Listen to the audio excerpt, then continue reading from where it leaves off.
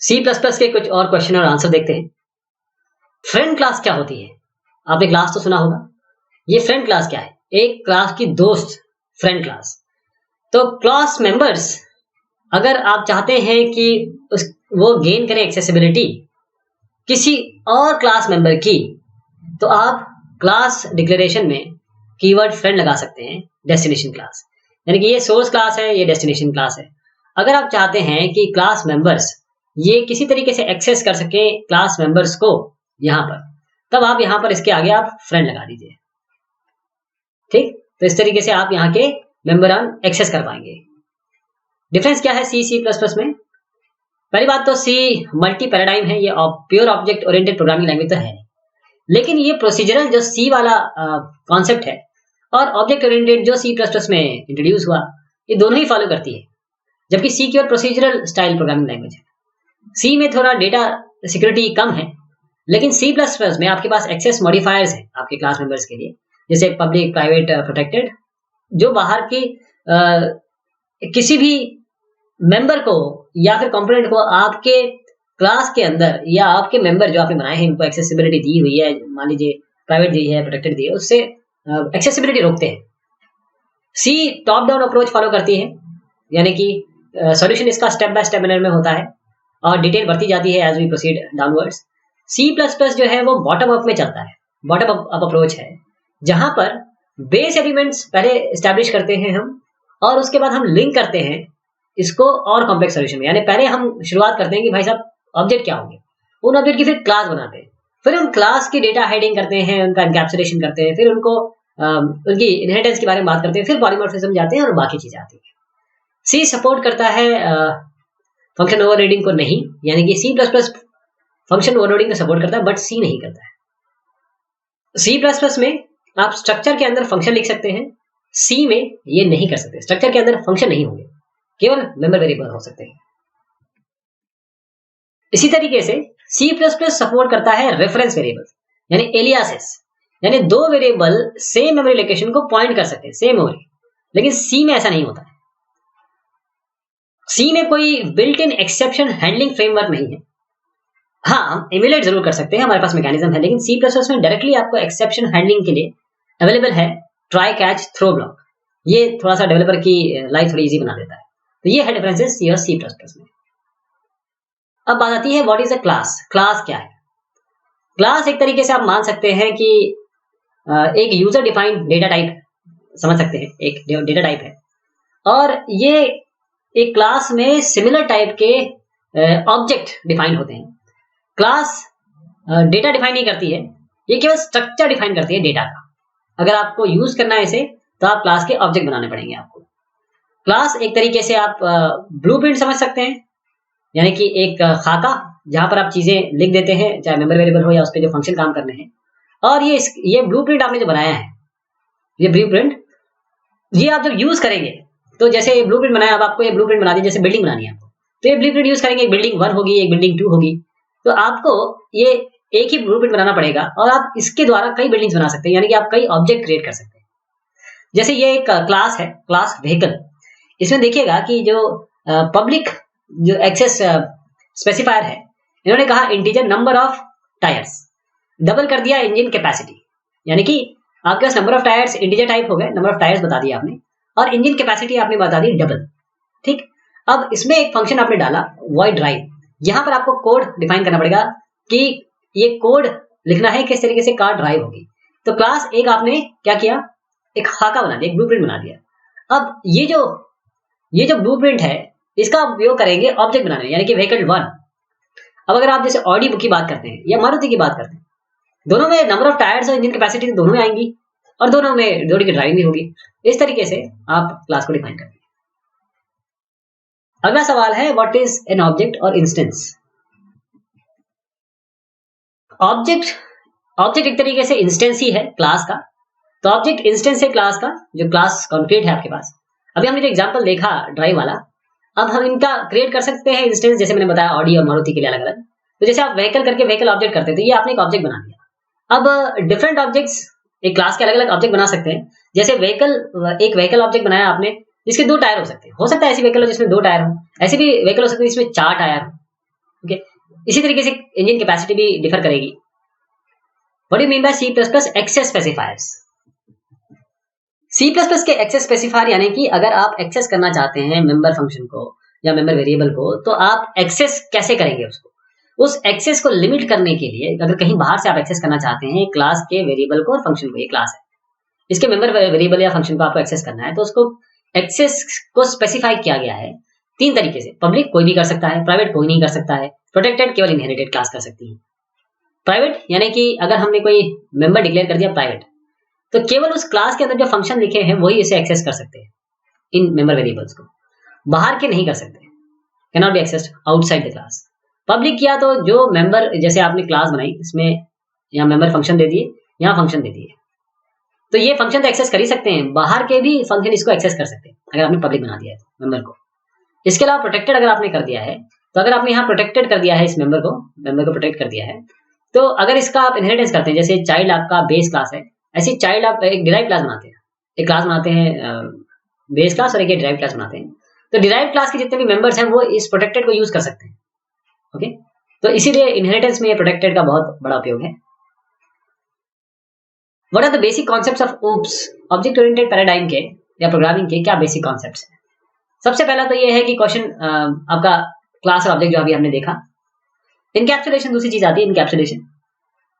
ये एक ऐसा मैकेनिज्म है जिसमें आप डेटा और जो फंक्शन है उनको बाउंड करते हैं कैप्सूल की तरह, यानी कि आप इसको हाइड करते हैं, जो डेटा है उसको बाहर की चीजों से हाइड कर लेते हैं, इसे हम डेटा हाइडिंग भी कहते हैं। तो इनकैप्सुलेशन एक तकनीक है डेटा हाइडिंग के लिए। सी प्लस प्लस में आप इनकैप्सुलेशन कैसे प्राप्त करते हैं? इनकैप्सुलेशन प्राप्त करते हैं आपके डेटा हाइडिंग को, या इनकैप्सुलेशन कैसे प्राप्त करते हैं? प्राइवेट पब्लिक प्रोटेक्टेड जब भी हमने देखा। अगर हम प्राइवेट करते हैं यानी कि हम बाहर से एक्सेस रोकना चाहते हैं, पब्लिक करते हैं यानी कि हम बाहर से एक्सेस देना चाहते हैं। अगर ऐसे हम क्लास देखें, देखिए ये क्लास है, क्लास में आपने ये प्राइवेट दिया एज, पब्लिक दिया ये इंट एज, रिटर्न एज, तो यहाँ पर आप ये गेट एज तो ये एक्सेस कर ही सकता है क्योंकि ये प्राइवेट है और ये इसी क्लास का मेंबर फंक्शन है गेट एज और इसी क्लास का मेंबर वेरिएबल है एज, तो गेट एज को एक्सेस कर सकता है इस तरीके से। ये सेट एज है, ये भी इसको एक्सेस कर सकता है क्योंकि अगर ये क्लास के अंदर का फंक्शन है तो ये भी इसे एक्सेस कर सकता है। जो क्लास पर्सन देखिए आपने अभी, ये वाली, ये क्लास पर्सन है, ये वाला, इसमें जो डेटा फील्ड है वो प्रोटेक्ट किया गया प्राइवेट से, यानी कि आप इसको बाहर एक्सेस नहीं कर सकते। अगर आपने प्राइवेट की जगह पब्लिक कर दिया तो कोई भी anyone who has a person project तो क्या कर सकता है, वो इस प्राइवेट की जगह, जैसे ये आपने यहां देखा, अगर आप इसको प्राइवेट की जगह पब्लिक करते हैं तो कोई भी इस एज को चेंज कर सकता है, कोई भी इस एज को वेरिएबल दे सकता है। तो इनकैप्सुलेशन का मतलब ये है कि हम चाह रहे हैं कि जो we want to prevent direct access from outside, बाहर से एक्सेसिंग ना हो। सी में यही था कि वेरिएबल आपके डिफाइन होते थे, उनका कोई एक्सेस स्पेसिफिकेशन नहीं होता था, तो कोई भी उसे एक्सेस कर सकता था। तो क्या होता था कि डेटा की इनकंसिस्टेंसी और जो इंटीग्रिटी है उस पर सवाल था, कंसिस्टेंसी और इंटीग्रिटी पे सवाल था, कोई भी चेंज कर सकता था। तो इसका मतलब आपने एक तो कंप्लीट कंट्रोल ले लिया, प्रोटेक्शन दे दिया और इंटीग्रिटी दे दी। डेटा एब्स्ट्रैक्शन ये एक तरीका है हाइड करने का जो अंदर के इंप्लीमेंटेशन है, केवल आप इंटरफेस दें जिससे बाहर का वर्ल्ड उसे यूज कर सके, अंदर के डिटेल की जरूरत क्या है मत दिखाइए उसको। तो डेटा एब्स्ट्रैक्शन किस तरीके से इंप्लीमेंट होता है सी प्लस प्लस में? सी प्लस प्लस में हम इंटरफेसेस और एब्स्ट्रैक्ट क्लास इसको यूज करते हैं ताकि हम डेटा एब्स्ट्रैक्ट कर सकें एब्स्ट्रैक्ट क्लासेस की तरह, इसीलिए इसका नाम डेटा एब्स्ट्रैक्शन, एब्स्ट्रैक्ट दिख रहा है ना आपको, इसलिए एब्स्ट्रैक्ट क्लासेस होती है। जैसे आपने यहाँ पर किया एक क्लास बनाई, ये एब्स्ट्रैक्ट क्लास है, क्यों? क्योंकि इसमें कम से कम एक ऐसा फंक्शन है जो प्योर वर्चुअल फंक्शन है। प्योर वर्चुअल फंक्शन का मतलब ये होता है कि वर्चुअल लिखा हुआ आगे और साथ में जीरो दिया, तो इस फंक्शन का कोई भी इंप्लीमेंटेशन नहीं है। यहाँ पर देखिए कोई इंप्लीमेंटेशन दिख रहा है, नहीं है ना, इसका भी इंप्लीमेंटेशन नहीं है। कोई भी एक क्लास एब्स्ट्रैक्ट क्लास हो जाती है अगर उसके अंदर केवल एक भी, कम से कम एक आपका वर्चुअल फंक्शन हो, प्योर वर्चुअल फंक्शन, ये प्योर वर्चुअल फंक्शन कहते हैं इसको। तो यहाँ पर आपके दो प्योर वर्चुअल फंक्शन है, तो ये क्लास जो है एब्स्ट्रैक्ट होगी। अब एब्स्ट्रैक्ट कर दी, अब जैसे ही आप अपनी क्लास बनाएंगे और स्टैक से इनहेरिट कर लेंगे, पब्लिक इनहेरिटेंस कर लेंगे, तो जैसे ही माई स्टैक यूज करेंगे तो माई स्टैक में आप चाहे कोई और भी चीज जैसे int array to hold data कर दिया, अब आप क्या कर सकते हैं कि ये पुश फंक्शन को आप इंप्लीमेंट करेंगे खुद, पॉप फंक्शन को आप खुद इंप्लीमेंट करेंगे, तो आप इंप्लीमेंट कर सकते हैं इस एरे को लेके। तो ये जो क्लास, ये जो चीज है इसको हमने एब्स्ट्रैक्ट कर दिया, एब्स्ट्रैक्ट इसलिए कर दिया कि हम इसको हम यूजर को केवल ये दे देंगे स्टैक, अब वो इस फंक्शन को, इस क्लास को लेगा और ये पुश को और पॉप को अपने आप इंप्लीमेंट करेगा। तो इसमें देखा कि जो बाहर का वर्ल्ड है कि उसको केवल इतना पता है कि क्लास है, जिसका नाम स्टैक है, और उसमें दो ऑपरेशन पॉसिबल है, पुश और पॉप। तो इस तरीके से आपने एब्स्ट्रैक्शन कर दिया। तो इंटरनली स्टैक आप किस तरीके से इंप्लीमेंट कर रहे हैं, चाहे आप एरे से कर रहे हैं, चाहे आप लिंक लिस्ट से कर रहे हैं, चाहे आप क्यू का इस्तेमाल कर रहे हैं, तो इसका मतलब ये है कि जो भी तरीका है आप अप्लाई कर सकते हैं, लेकिन जो एब्स्ट्रैक्ट क्लास है वो आपके लिए एब्स्ट्रैक्टेड है। यानी कि जब तक आप पुश और पॉप जो अभी आपने देखा ये मेथड परफॉर्म कर रहे हैं ऑपरेशन जैसे आपने एक्सपेक्ट किए हैं, तो आप कभी भी उसके इंटरनल इंप्लीमेंटेशन को चेंज कर सकते हैं बगैर स्टैक क्लास को चेंज करे। स्टैक क्लास में तो कुछ नहीं करना आपको, स्टैक क्लास कभी भी चेंज नहीं होगी, वो आपको उसमें जाना ही नहीं है। आपको आपने स्टैक क्लास लिया, उसके अंदर दो प्योर वर्चुअल फंक्शन थे, आपने उसको इंप्लीमेंट कर दिया। इंप्लीमेंट करने के बाद आपका कोई मतलब नहीं रहा कि स्टैक क्लास में क्या हो रहा है, तो you don't have to worry about what stack class, मतलब अपने में चेंज करना है, वहां जाके चेंज करना ही नहीं है। फिर तीसरी बात आती है आपकी इनहेरिटेंस। इनहेरिटेंस ये अलाउ करता है कि एक क्लास इनहेरिट करे प्रॉपर्टी दूसरे क्लास की। यानी कि दूसरे टर्म्स में देखा जाए कि एक तरीके से इनहेरिटेंस हमें अलाउ करता है कि एक क्लास को हम डिफाइन कर सकते हैं दूसरे क्लास के टर्म्स में, यानी कि दूसरे क्लास के तर्ज में। दूसरा क्लास जो बना है उसी से हम कंटेंट ले लेंगे। जैसे एक क्लास है सिमेट्रिक शेप। अब इस क्लास सिमेट्रिक शेप में देखिए कि आपके पास एक इंटीजर दे दिया आपने, गेट साइज, यानी एक फंक्शन दे दिया, यहाँ पर सेट साइज फंक्शन दे दिया। अब गेट और सेट आपको यहाँ मिल गया। गेट क्या करता है, रिटर्न साइज करता है, सेट मतलब सेट कर देता है साइज को। अब आपने यहाँ पर एक वेरिएबल भी डिफाइन कर दिया साइज। एक डिराइव क्लास लीजिए, आपने एक डिराइव क्लास लिया स्क्वायर और इसको आपने शेप से इनहेरिट कर लिया। ये इनहेरिटेंस का तरीका है। जैसे आपने इनहेरिट किया तो आपने देखा कि इंट गेट एरिया ये तो आपके पास है ही, और रिटर्न साइज बाय साइज। तो इसमें आप बोलेंगे कि अरे ये गेट एरिया मेरे पास है, साइज बाय साइज है, लेकिन साइज कहाँ से आया? उसने यहाँ से जैसे इनहेरिट किया इस क्लास को, तो उसके पास ये गेट साइज, सेट साइज और ये साइज, ये वेरिएबल, ये तीनों चीजें उसके पास आ गई अपने आप। तो वो तीनों तो आ ही गई, साथ में वो अपने जो एक्टिविटीज है वो भी कर सकता है। तो इस एग्जाम्पल में आपने देखा कि जो स्क्वायर है वो इनहेरिट करता प्रॉपर्टी किसकी, सिमेट्रिक शेप की। इसकी ये सिमेट्रिक शेप की इसने सारी प्रॉपर्टीज इनहेरिट कर ली इस क्लास स्क्वायर ने। और उसके बाद इनहेरिटेंस बहुत इंपॉर्टेंट कॉन्सेप्ट है आपका सी प्लस प्लस में, ऑब्जेक्ट ओरिएंटेड में, क्योंकि ये आपको मॉड्यूलराइजेशन की तरफ जाता है। आपने क्या किया, जो आपका सिमेट्रिक शेप था उसको रीयूज किया ना, मतलब उसकी चीजें रीयूज की, दोबारा नहीं लिखना पड़ा आपको, तो रीयूजेबिलिटी बन गई। और जो कपलिंग है वो भी आपने रोक दी, जो टाइट कपलिंग है, क्योंकि कंपोनेंट्स जो है इसके थोड़े इंडिपेंडेंट से रहे। तो ये इंपॉर्टेंट कॉन्सेप्ट है जो आप देख सकते हैं कि हमारे ऑब्जेक्ट ओरिएंटेड पैराडाइम में होते हैं। अब है कि what is the use of volatile keyword in C plus plus. एक एग्जांपल दीजिए, वोलेटाइल कीवर्ड क्या होता है सी प्लस प्लस में?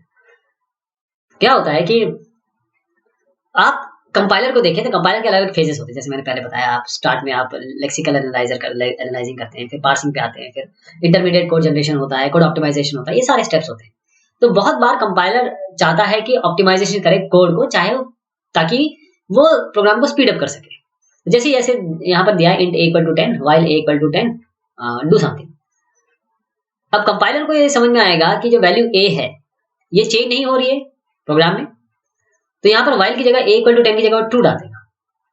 ओके, इसका मतलब ये है कि which will return in an infinite loop. ये चेंज तो नहीं हो रही, कहीं आप a को चेंज कर रहे हैं, कुछ नहीं चेंज करें, तो आप a को कंपाइलर इसको a को यहाँ पर ट्रू डाल देगा। सोच सकता है कंपाइलर इसको डालने की। तो एक्चुअल सिनेरियो में जो वैल्यू a है हो सकता है कि कहीं बाहर चेंज हो रही हो।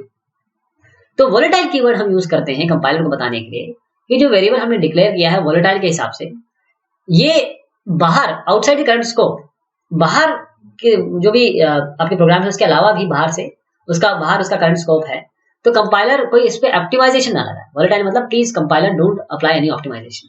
तो ये जरूरी है उन चीजों के लिए जहां पर हम मल्टी थ्रेडेड एप्लीकेशन यूज करते हैं।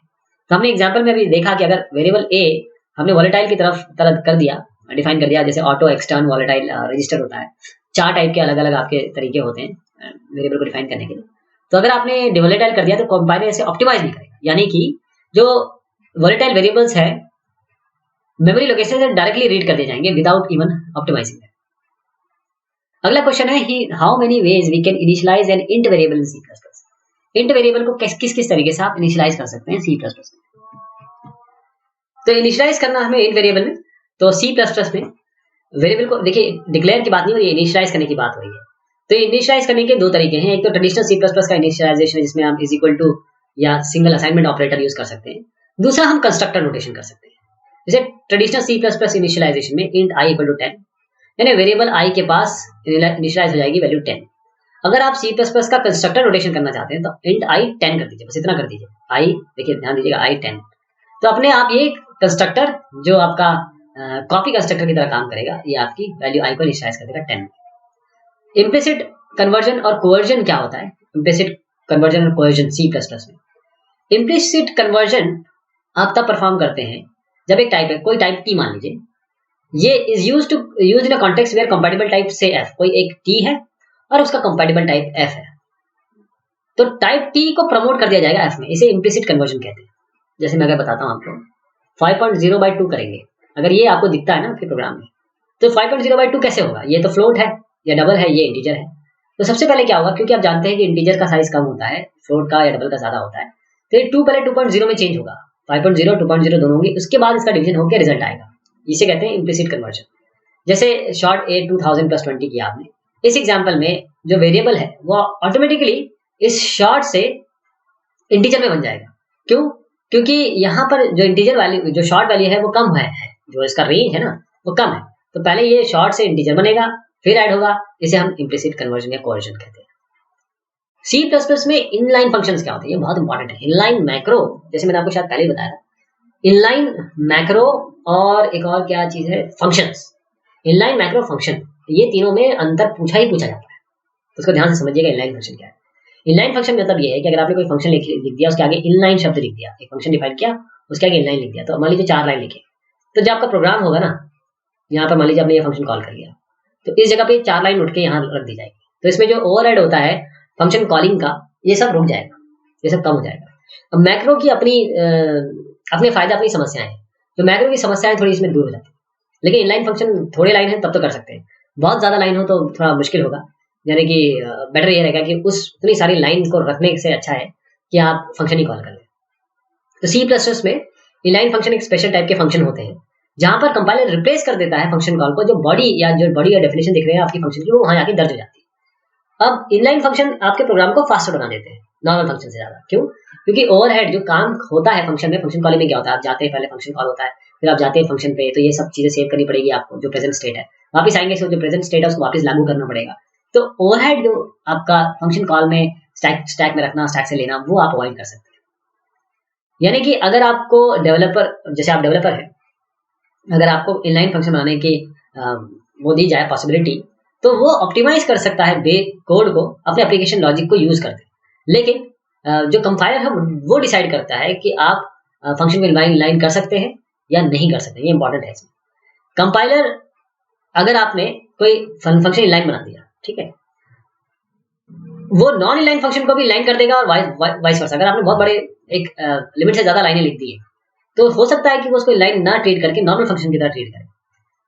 तो आप डिक्लेयर जब करते हैं फंक्शन को इनलाइन, ये कंपाइलर के लिए रिक्वेस्ट दे रहे हैं, और ध्यान दीजिएगा ये आपके ऊपर नहीं, आपने इनलाइन तो लिख दिया, लेकिन ये कंपाइलर के ऊपर है, वो इसे इग्नोर भी कर सकता है, वो इसे ले भी सकता है।